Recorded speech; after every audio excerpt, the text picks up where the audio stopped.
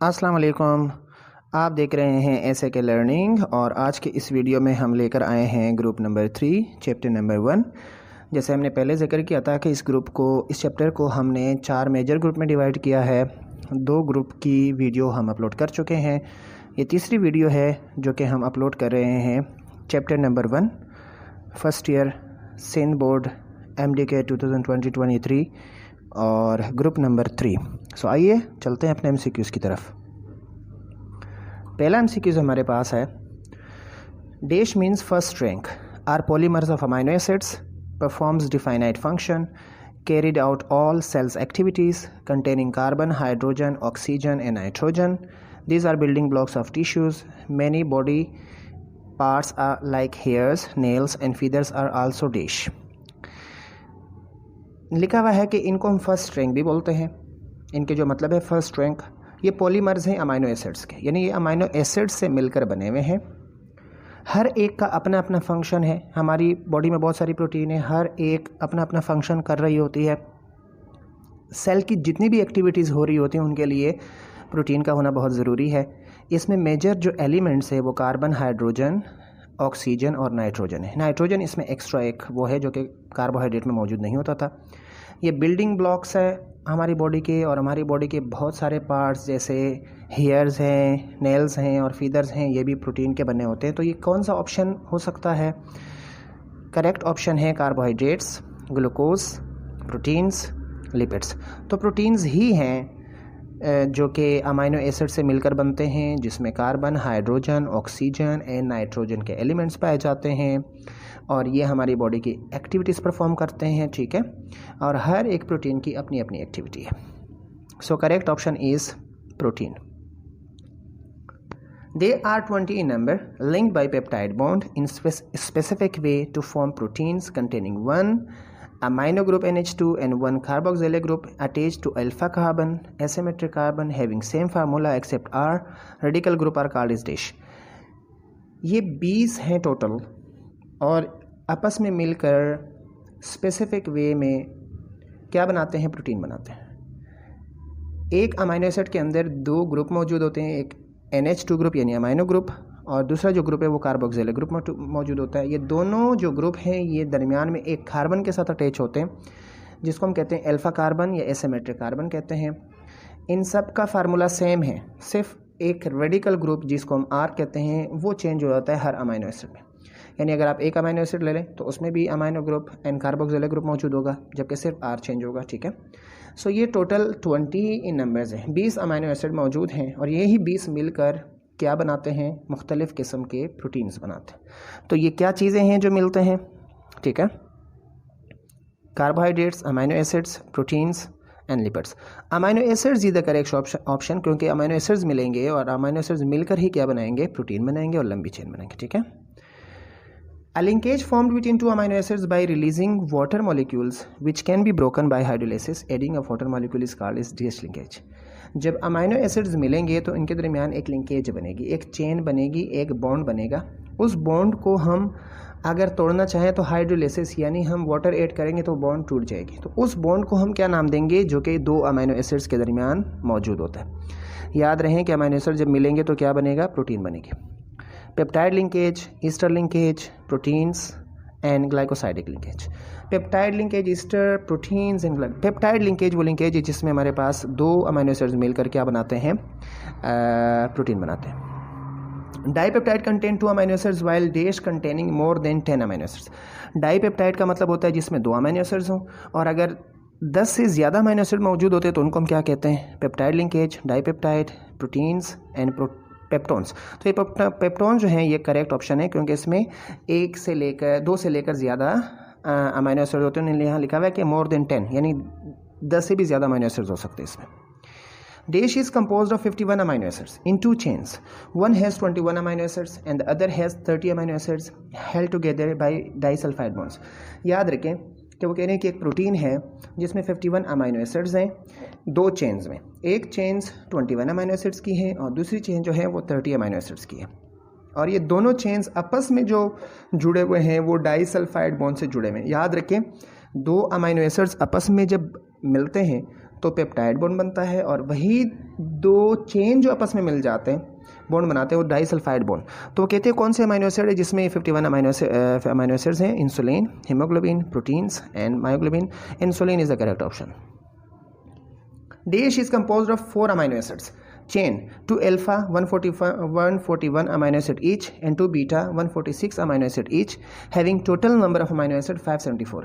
एक ऐसी प्रोटीन है जिसमें 4 अमाइनो एसिड की चेन होती हैं, 2 अल्फा कहलाते हैं और 2 बीटा कहलाती हैं। अल्फा में 121 अमाइनो एसिड होते हैं हर चेन में, जबकि बीटा में 146 अमाइनो एसिड होते हैं हर चेन में, और टोटल जो क्रोमोसोम अमाइनो एसिड्स होते हैं वो 574 अमाइनो एसिड होते हैं। ये कौन सी प्रोटीन है? 2 चेन्स हैं अल्फा की, 2 चेन्स है बीटा की, और टोटल अमाइनो एसिड्स है 574। तो ये कौन सी? Insulin, haemoglobin, protein and myoglobin. इसमें करेक्ट ऑप्शन हेमोग्लोबिन का है। हेमोग्लोबिन में 574 अमाइनो एसिड्स होते हैं। The disease in which hemoglobin becomes abnormal when glutamic acid replaced by valine at position number 6, due to which hemoglobin unable to carry sufficient oxygen and lead to death, is called as dash moon shaped red blood cells। एक ऐसी बीमारी जिसमें जो red blood cells है वो moon shape हो जाती है और उसकी एबिलिटी ख़त्म हो जाती है कि वो ऑक्सीजन को कैरी करे। और उसमें होता बेसिकली क्या है कि जो अमाइनो एसिड की चेन है पोजीशन नंबर 6 पे पहले ग्लूटामिक एसिड मौजूद होता है, लेकिन जब बीमारी हो जाती है तो उस ग्लूटामिक एसिड की वजह से क्या होता है, ग्लूटामिक एसिड की जगह विलाइन आ जाता है, यानी एक अमाइनो एसिड चेंज हो जाता है पोजीशन नंबर 6 पर। उस बीमारी को हम क्या नाम देते हैं? और ये जो पोजीशन चेंज हो जाती है ये हीमोग्लोबिन की पोजीशन चेंज हो जाती है, यानी हीमोग्लोबिन के अंदर अमाइनो एसिड्स हैं, उन अमाइनो एसिड्स के अंदर ग्लूटामिक एसिड की जगह विलाइन आ जाता है पोजीशन नंबर 6 पर। उस बीमारी को हम क्या नाम देते हैं? तो उसमें है diabetes, inflammation, sickle cell anaemia, anaemia. Sickle cell anaemia वो बीमारी है जिसमें हमारे पास रेड ब्लड सेल्स की जो है वो शेप चेंज हो जाती है, ठीक है, जिसमें ग्लूटामिक एसिड की जगह विलाइन आ जाता है हीमोग्लोबिन के अंदर पोजीशन नंबर 6 पर। Next, the protein which has long fibres, insoluble in water, non-crystalline and elastic in nature, present in silk, spider web, myosin in muscles, keratin in nails and hairs are called as DH। एक ऐसी protein है जो कि long fibres होती है, पानी में insoluble होती है, नॉन क्रिस्टलाइन है और इलास्टिक इन नेचर है। इलास्टिक इन नेचर है, ये उन्होंने कुछ एग्जांपल दी हैं कि अगर हम सिल्क की बात करें तो स्पाइडर वेब में मौजूद हैं, मायोसिन की सूरत में मसल्स में मौजूद हैं, केराटिन नेल की सूरत में या हेयर्स की सूरत में मौजूद है। 3 एग्जांपल्स उन्होंने दी हैं। Number 1 silk, myosin, keratin. Silk कहाँ मौजूद है? स्पाइडर वेब में। मायोसिन कहाँ मौजूद है? मसल्स में। और केराटिन कहाँ मौजूद है? नेल्स एंड हेयर्स में मौजूद हैं। ये इलास्टिक है, लॉन्ग फाइबर्स हैं, इनसोल्यूबल इन वाटर है। कौन सी प्रोटीन है? Insulin, haemoglobin, fibrous protein, globulin. Fibrous protein जो है वो प्रोटीन है जो कि इनसोल्यूबल इन वाटर है, इलास्टिक है और लॉन्ग फाइबर्स है। फिब्रस प्रोटीन जो है सही ऑप्शन है। The protein which are spherical and ellipsoidal G to 3-dimensional structures, tertiary or quaternary structure, soluble in salts, acid or base with aqueous medium, alcohol can be crystallized. These proteins work as enzymes, antibodies, hormones। एक ऐसी protein जो कि enzymes, antibodies और hormones बनाते हैं, और spherical और एलिप्सॉइडल structure होता है, 3-dimensional स्ट्रक्चर होता है इनका, ठीक है। ये वाटर या एक्वस मीडियम में हल होता है, ठीक है। सॉल्ट्स, एसिड और with aqueous medium alcohol, water और अल्कोहल में हल हो सकता है, क्रिस्टलाइज भी किया जा सकता है। ये कौन सी प्रोटीन है? जो कि स्फेरिकल इन नेचर है, एंजाइम्स, एंटीबॉडीज़ और हार्मोन्स बनाता है, ठीक है। So insulin, haemoglobin, fibrous protein, globular protein. Globular protein जो है ऐसी प्रोटीन है जो कि स्फेरिकल इन नेचर है और 3-dimensional होता है, वाटर एंड अल्कोहल में सोल्यूबल है, क्रिस्टलाइज किया जा सकता है, एंजाइम्स, एंटीबॉडीज़, हार्मोन्स बनाता है। Next, the most diverse group found in plants and animals. The term lipid is proposed by Bloor in 1943. Insoluble in water but soluble in ether and alcohol. These contains carbon, hydrogen, oxygen with less ratio of oxygen and high ratio of carbon and hydrogen are called as DH। माजर के साथ इसमें पहले से ही बता दिया गया है चूँकि MCQs नहीं बन पाया ये। एक ऐसा ग्रुप है जो कि प्लांट्स और एनिमल्स में पाया जाता है। नंबर 1, सबसे पहले ब्लोर ने 1943 उनको नाम दिया। वाटर में इंसोल्यूबल है जबकि ईथर और अल्कोहल में सोल्यूबल है। कार्बन, हाइड्रोजन और ऑक्सीजन ही मौजूद है कार्बोहाइड्रेट की तरह, लेकिन फ़र्क है, ऑक्सीजन का जो रेशो है वो कम है जबकि कार्बन और हाइड्रोजन का रेशो ज़्यादा है। ये कौन से कंपाउंड्स हैं?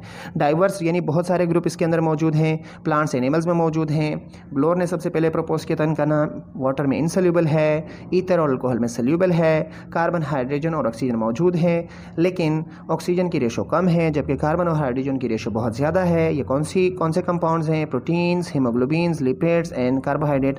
तो लिपिड्स हैं, ठीक है, correct option. Lipids contain almost double amount of energy than carbohydrate. These are condensation product of glycerol and dash fatty acids bounded by an ester linkage by removing water molecules called as esterification. एक lipids कौन सी हमारे पास कौन से compound है जिसमें double amount of energy मौजूद होती है कार्बोहाइड्रेट से कंपेयर करके? इससे पहले हमने पढ़ा था क्योंकि इसमें कार्बन और हाइड्रोजन की अमाउंट ज़्यादा होती है इसलिए एनर्जी ज़्यादा होती है कार्बोहाइड्रेट से कंपेयर करके। अच्छा, उन्होंने लिखा हुआ है कि these are condensation product of glycerol and dash fatty acid. एक ग्लाइसरोल और डैश फैटी, कितने फैटी एसिड होते हैं? 1 2 3 4 5 कितने फैटी एसिड होंगे और एक ग्लाइसरोल जब मिलेंगे तो ये कंपाउंड बनेंगे। उन्होंने लिखा हुआ है कि फैटी एसिड और ग्लाइसरोल के दरमियान ईस्टर लिंकेज बनती है। याद रखें, ग्लाइसरोल एंड फैटी एसिड के दरमियान कौन सी लिंकेज बनती है? Ester linkage. और लिखा हुआ है कि by removing water molecules called as esterification. जब ईस्टर लिंकेज बनेगी तो वाटर रिमूव होगा, ठीक है, वाटर रिमूव होगा। उस प्रोसेस को बेसिकली हम बोलते हैं एस्टरिफिकेशन भी बोलते हैं, यानी ईस्टर लिंकेज का बनना एस्टरिफिकेशन, इसमें वाटर मॉलिक्यूल रिमूव हो जाएगा, ठीक है। अगर हम दोबारा ब्रेक करेंगे तो हमने वाटर मॉलिक्यूल ऐड कर देना है। तो कितने फैटी एसिड्स होंगे? एक ग्लाइसरोल और कितने फैटी एसिड होते हैं? Number 1 3 4 5 and 2। तो 3 जो है करेक्ट ऑप्शन है जिसमें 3 फैटी एसिड और एक ग्लाइसरोल, यानी एक ग्लाइसरोल और 3 फैटी एसिड जब मिलेंगे तो क्या बनेगा? बेसिकली लिपिड्स बनेंगे, ठीक है। Styrene is a fat. His molecular formula C57H1110 यानी 110 O6 and due to high quantity of carbon and hydrogen they contain dash amount of energy than carbohydrate. Styrene उन्होंने एक एग्जांपल दी कि स्टीरीन किसकी example है? Fat की एक example है। एक फैट है, एक लिपिड है जिसका मोलिकुलर फार्मूला C57H1110 यानी 110 और ऑक्सीजन कितना होता है? 6। और इनमें चूंकि कार्बन और हाइड्रोजन की क्वांटिटी बहुत ज़्यादा है, अगर हम फार्मूले में देखें तो 57 और 110 है और ऑक्सीजन कितना है? 6 है। इसलिए चूंकि इसमें कार्बन और हाइड्रोजन की क्वांटिटी बहुत ज़्यादा होती है, इसमें जो अमाउंट ऑफ एनर्जी है वो डबल होती है। यहाँ लिखा हुआ है amount of energy, dash amount of energy, double, triple, same and low. Double amount of energy इसमें मौजूद होती है। स्टीरीन एक एग्जांपल उन्होंने बताई हुई है, यानी लिपिड में कार्बोहाइड्रेट से कंपेयर करके डबल एनर्जी मौजूद होती है। और ये एनर्जी क्यों मौजूद होती है? क्योंकि क्या मौजूद है? कार्बन और हाइड्रोजन की क्वांटिटी बहुत ज़्यादा है। सो डबल है इज़ द करेक्ट ऑप्शन।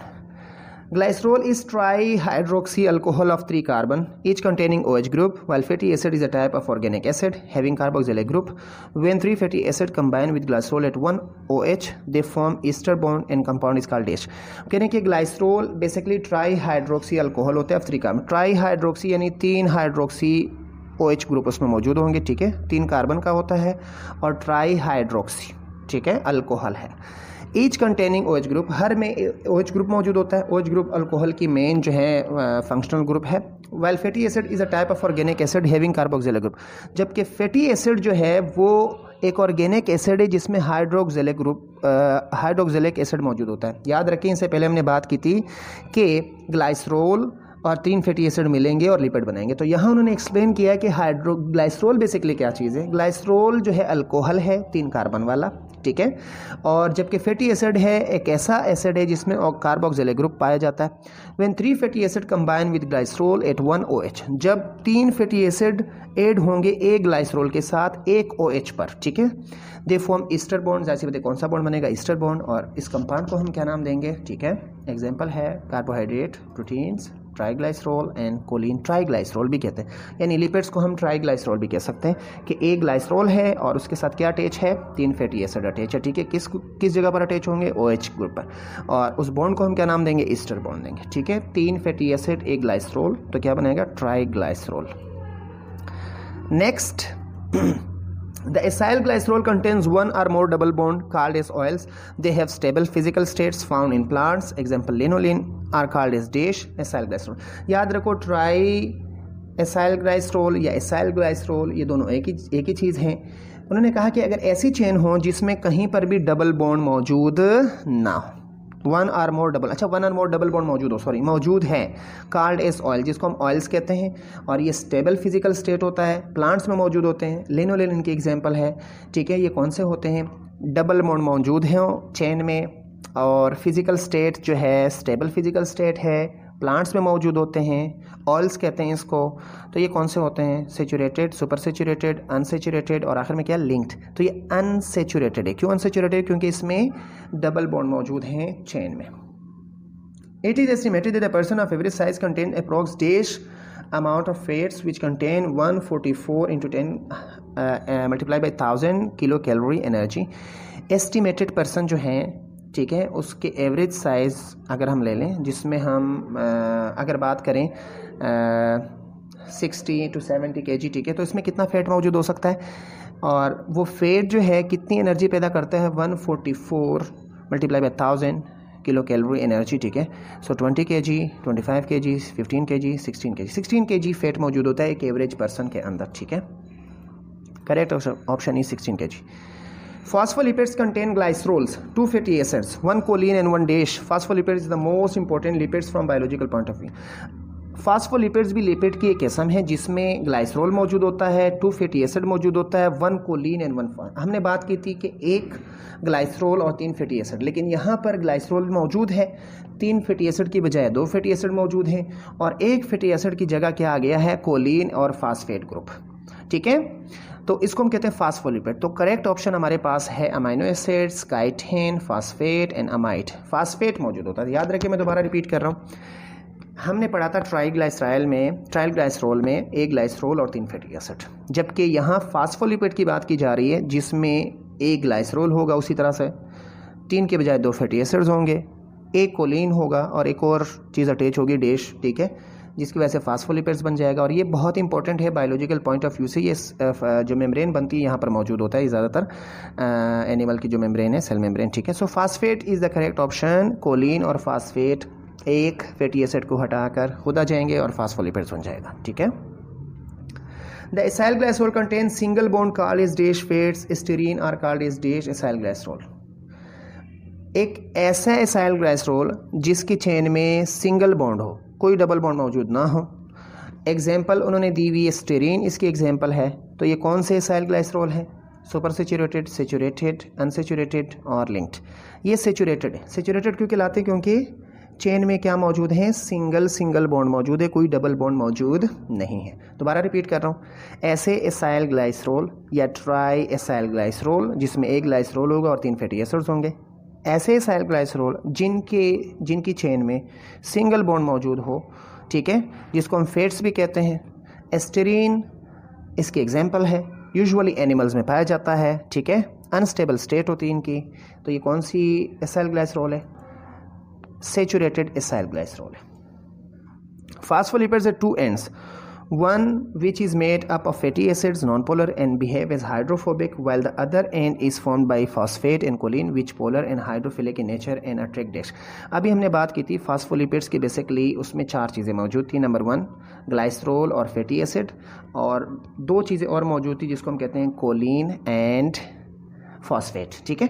तो उन्होंने लिखा हुआ है कि जो फैटी एसिड है और ग्लाइसरोल है, ये जो एंड है ये कहलाता है हाइड्रोफोबिक, यानी वाटर हेटिंग, ठीक है, वाटर को अट्रैक्ट नहीं करेगा बल्कि वाटर का रिपेल करेगा।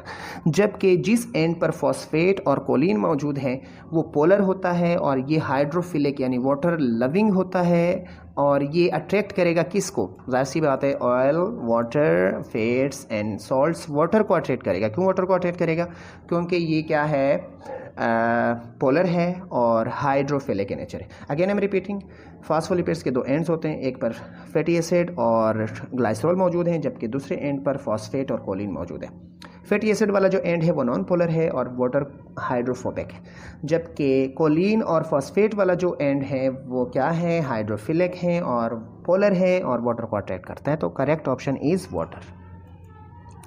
Properties of living membrane depends upon dash content. अभी हमने बात की थी कि लिविंग मेम्ब्रेन की जो प्रॉपर्टीज है वो किसके ऊपर डिपेंड करती है? Number 1 phospholipids, fats, water and salts. Phospholipids पर डिपेंड करती हैं, ठीक है, क्योंकि फास्फोलिपिड्स मेन कंटेंट है एनिमल्स की जो मेम्ब्रेन है, ठीक है, उसके।